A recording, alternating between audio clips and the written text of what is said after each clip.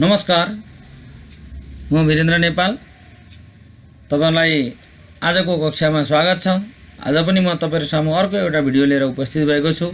आज कक्षा 9 को नेपाली पाठ्यपुस्तकमा रहेको पाठ 9 कञ्चनजङ्घालाई नियाल्दा नियात्राको विश्लेषण लिएर उपस्थित भएको छु। भिडियो अन्तिमसम्म हेर्नु होला। लागौं आजको विषयवस्तुतर्फ।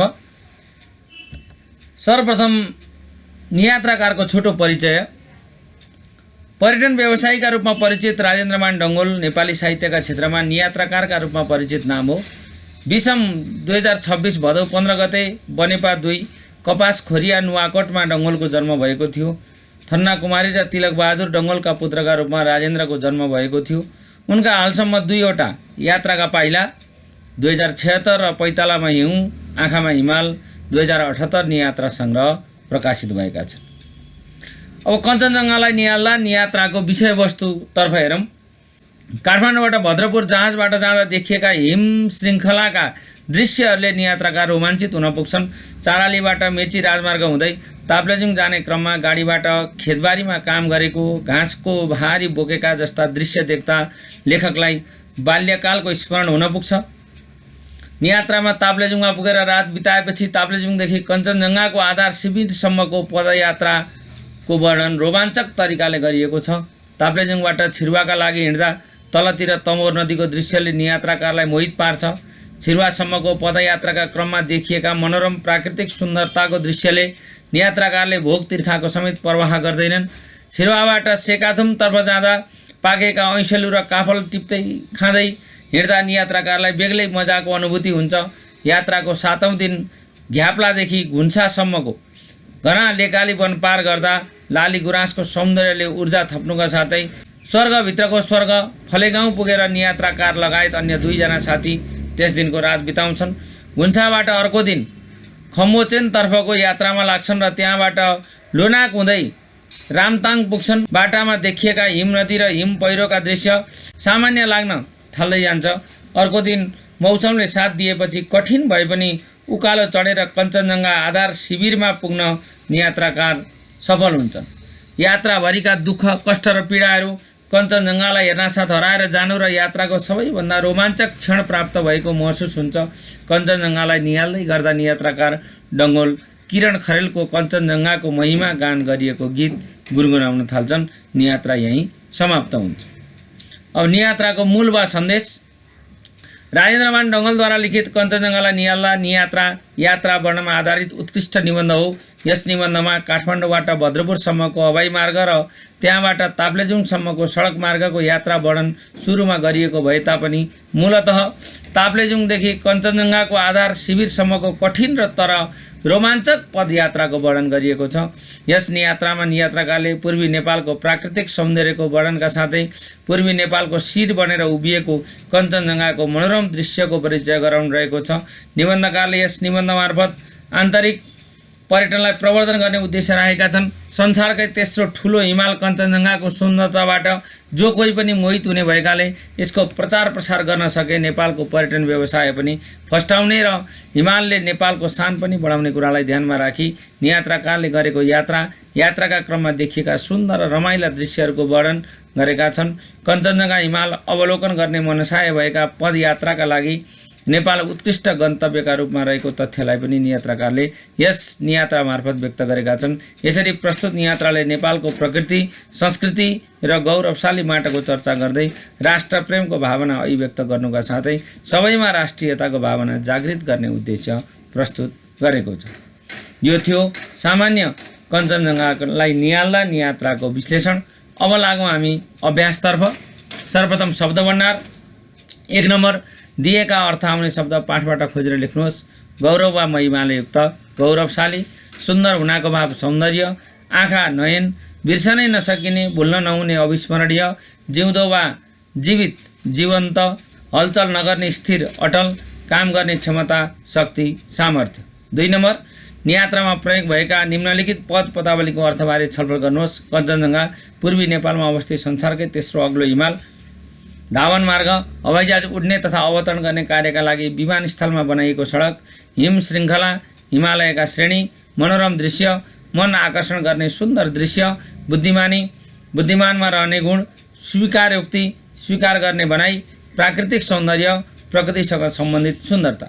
3 नम्बर शब्दकोश हेरेर दिएका शब्दको अनेक अर्थ लेख्नुहोस्। तिर, तर्फ, तिर्ने काम, चुली, चुलाको लघुतावाची शब्द, थुप्रो, रास, पहाडको टुप्पो, टाकुरो, किन, कारण सोध्दा प्रयोग गरिने शब्द, किन्ने काम गर, अर्थ, तात्पर्य, धन सम्पत्ति, मूल, मुहान, मुख्य, एक नक्षत्र।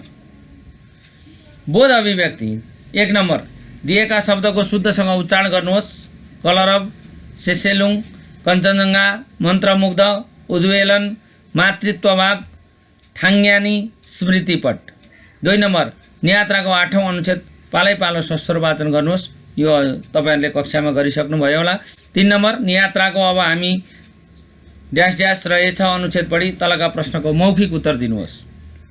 क नम्बर अनुच्छेदमा कतिवटा वाक्य रहेका छन्? अनुच्छेदमा 12वटा वाक्य रहेका छन्।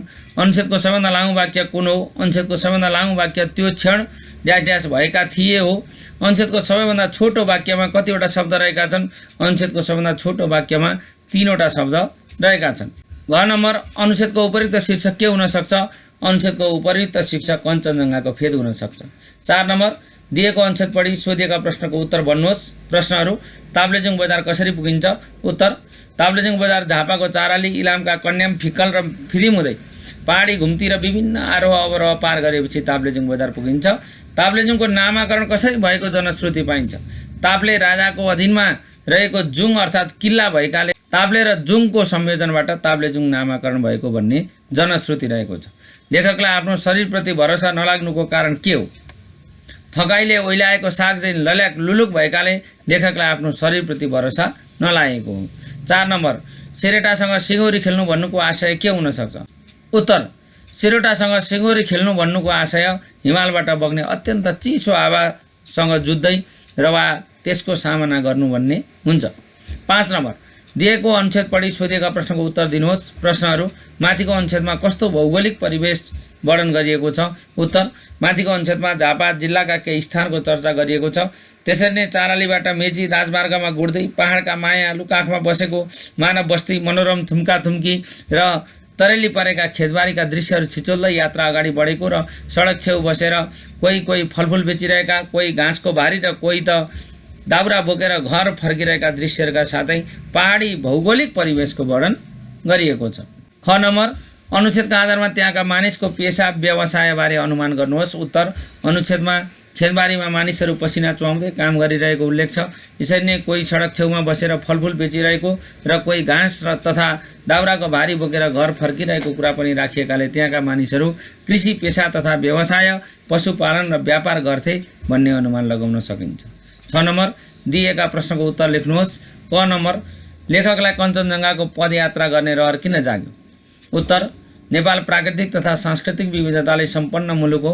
लेखकलाई नेपालका पहाडी दृश्यहरूको अवलोकन गर्दा निकै आनन्द आउने गर्दछ। नियात्राकारमा नेपालका प्राकृतिक सम्पदाको नजिक पुगेर धित मर्ने गरी हेर्ने र तृप्त हुने हुटुटी जाग्ने गर्दछ। लेखकलाई पूर्वी नेपालको प्राकृतिक सौन्दर्यमा रमाउने रहर जाग्छ।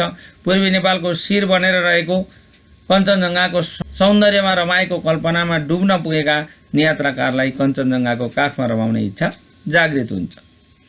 ख नम्बर घुन्साको बसाइमा लेखकले कस्तो अनुभव गरेका छन्?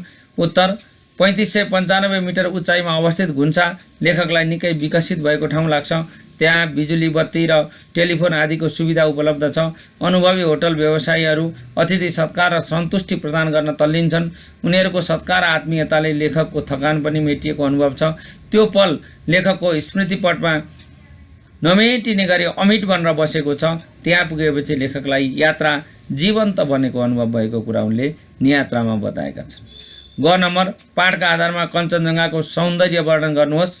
विश्वकै तेस्रो अग्लो शिखरका रूपमा परिचित कञ्चनजङ्घाको शिरमा बादलका टुक्राहरू सलबलाइरहन्छन्। हावाले बादललाई उडाएर लैजाँदा साह्रै सुन्दर र मनमोहक दृश्य देखिन्छ। कञ्चनजङ्घालाई हेर्दा यात्राका क्रममा भएका दुःख, कष्ट र पीडा मेटिन्छ। त्यस ठाउँमा कञ्चनजङ्घाले अतिथिलाई झुकेर अभिवादन गरिरहेको महसुस हुन्छ। सफा मौसम अनि शिर चलेको हावामा कञ्चनजङ्घा मुस्कुराइरहेको जस्तो लाग्छ। कञ्चनजङ्घा मुसु मुस्कुराइरहेको, घामको लालीले त कञ्चनजङ्घा सिँगारिएको जस्तो देखिन्छ।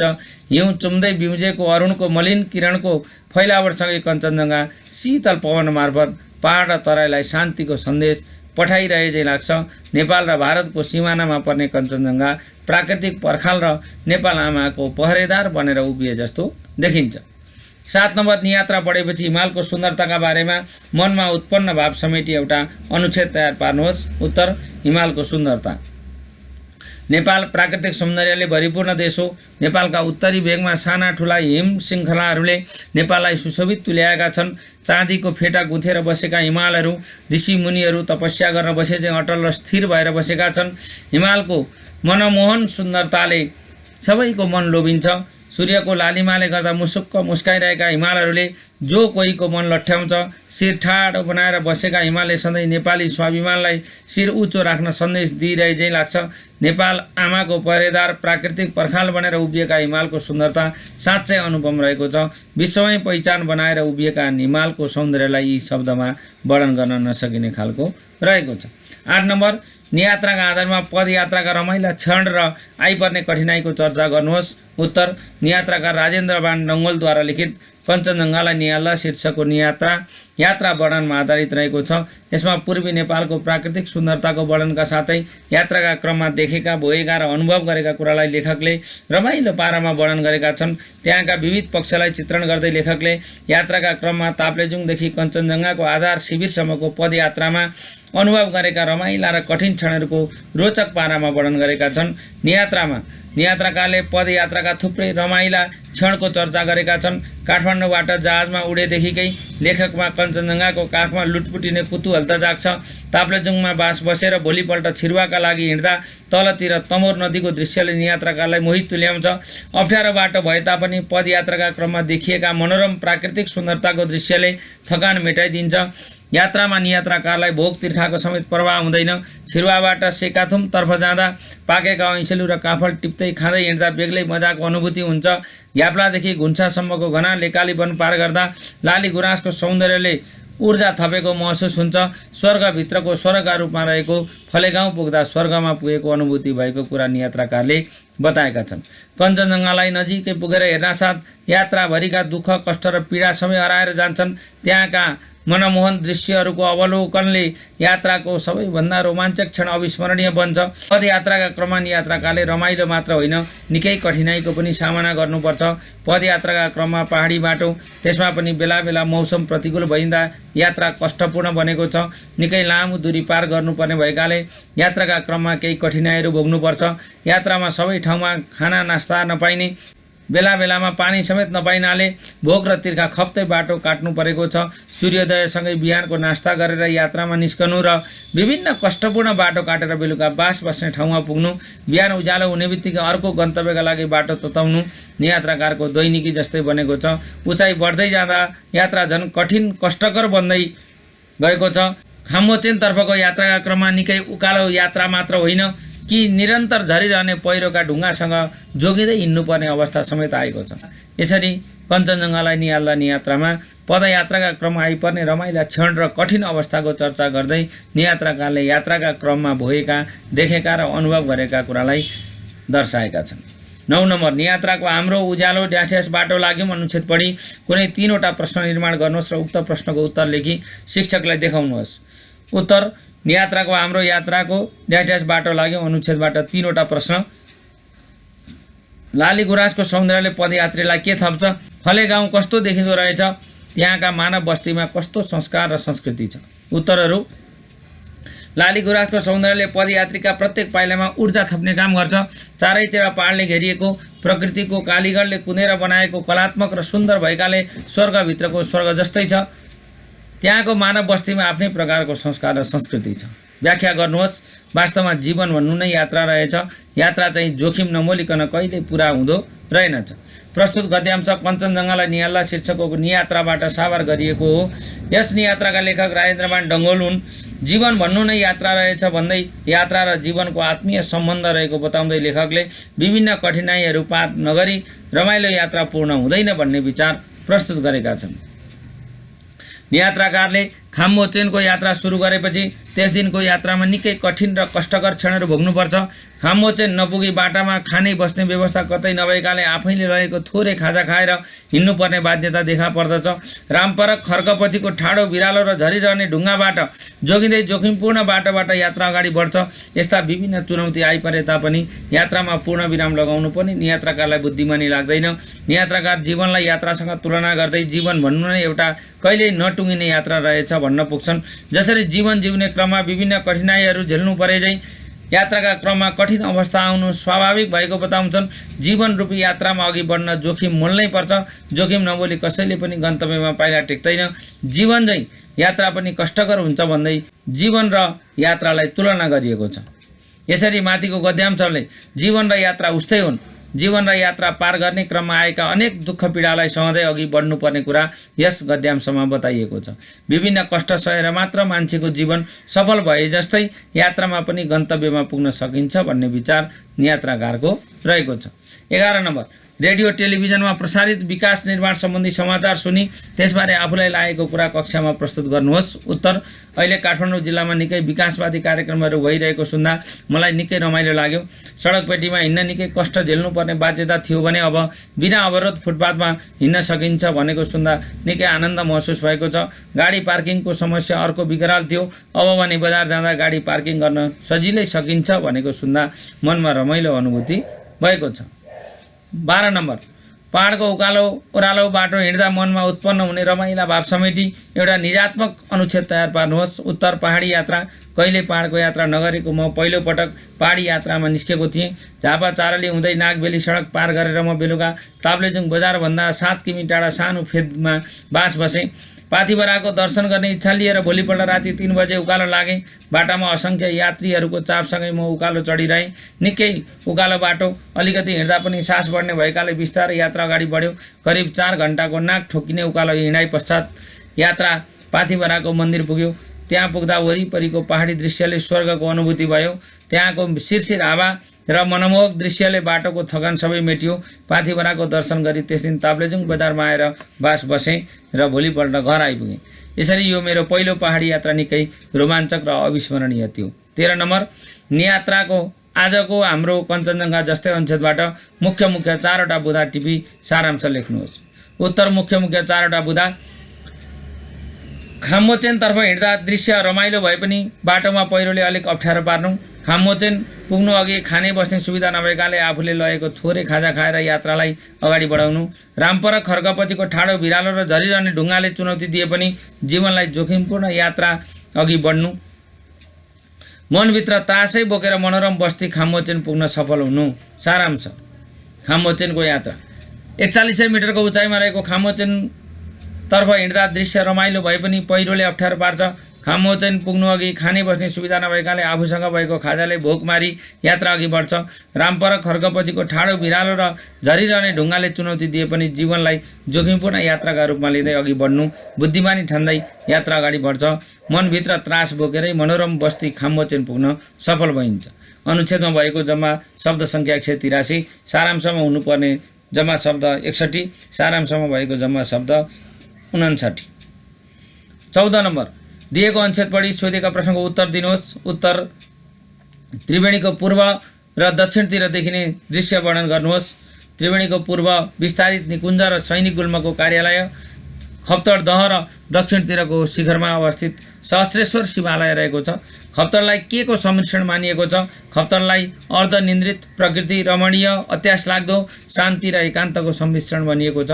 कस्तो कार्यबाट निकुञ्जको नियम उल्लङ्घन हुन्छ? निगालाको एउटा लौरो मात्र पनि भाँचेर टेके निकुञ्जको नियम उल्लङ्घन हुन्छ। तपाईलाई खप्तडको प्राकृतिक सौन्दर्य मन पर्नका कारण लेख्नुहोस्। खप्तडमा धार्मिक पीठहरूका साथै वन्य सम्पदाहरू रहेको हुनाले मलाई खप्तड मन परेको। भाषा संरचना र पहिचान गर्नुहोस्। उपयुक्त वर्णविन्यास पहिचान गर्नुहोस्। कार्यालय, मान्छेले निगालाको एउटा लौरो मात्र टेक्यो। वाक्यमा रहेका उद्देश्य र विधेय पहिचान गर्नुहोस्। उद्देश्य मान्छे, विधेय टेक्यो। ई नम्बर, पार्टी, तिर शब्दका विभिन्न अर्थ लेख्नुहोस्। पार्टी, सिलोट, शैली वा तरिका, धर्मशाला। तिर, तर्फ, तिर्ने काम। अनुच्छेदबाट 2वटा विभक्ति पहिचान गरी लेख्नुहोस्। अनुच्छेदबाट 2वटा विभक्तिहरू निम्न छन्। बाट, ले। भाषिक संरचना र वर्णविन्यास। 1 नम्बर, तल दिएको अनुच्छेदमा रातो रङ लगाएका पदमध्ये सरल वा तिर्यक कारक पहिचान गर्नुहोस्। सरल कारक यो छोरो ऊ, तिर्यक कारक आफ्नै यस छोराले ठिटाले। 2 नम्बर, रातो रङ लगाएका शब्दको अर्थका आधारमा कारक पहिचान गर्नुहोस्। सान्जेन कर्ता कारक, गाउँदेखि अपादान कारक, बसबाट करण कारक, घुमफिरमा अधिकरण कारक, साथीलाई कर्म कारक, साथीलाई सम्प्रदान कारक, पोको कर्म कारक, रामभरोस कर्ता कारक, खुसीले करण कारक। दिएको अनुच्छेदबाट कारक र विभक्ति पहिचान गरी लेख्नुहोस्। समीक्षा कर्ता कारक, कक्षामा अधिकरण कारक, सप्तमी विभक्ति, समीक्षाले कर्ता कारक प्रथमा विभक्ति, मामालाई सम्प्रदान कारक चतुर्थी विभक्ति, फोन कर्म कारक, मामाले कर्ता कारक प्रथमा विभक्ति, हातले करण कारक तृतीय विभक्ति, इशारा कर्म कारक, भान्जीलाई सम्प्रदान कारक चतुर्थी विभक्ति, किताब कर्म कारक, घरबाट अवदान कारक पञ्चमी विभक्ति, घरमा अधिकरण कारक सप्तमी विभक्ति। ले लाई देखिबाट मा विभक्तिको प्रयोग गरी आफ्नो साथीका बारेमा एउटा अनुच्छेद रचना गर्नुहोस्। उत्तर, मेरो हितैषी साथीको नाम अनिल हो। उसले मलाई हरेक सुख दुःखमा साथ दिन्छ। ऊ गाउँदेखि टाढा सहर गएको बेलामा पनि मलाई फोन गरेर हालखबर सोधिरहन्छ। उसको र मेरो मित्रता प्रगाढ छ। 6 नम्बर, तल दिएको अनुच्छेदबाट उद्देश्य विस्तार तथा विधेय र विधेय विस्तार पहिचान गर्नुहोस्। राममायाकी दिदी उद्देश्य विस्तार, हरिमाया उद्देश्य। हिजो काठमाडौँ विधेय विस्तार, आएकी हुन् विधेय।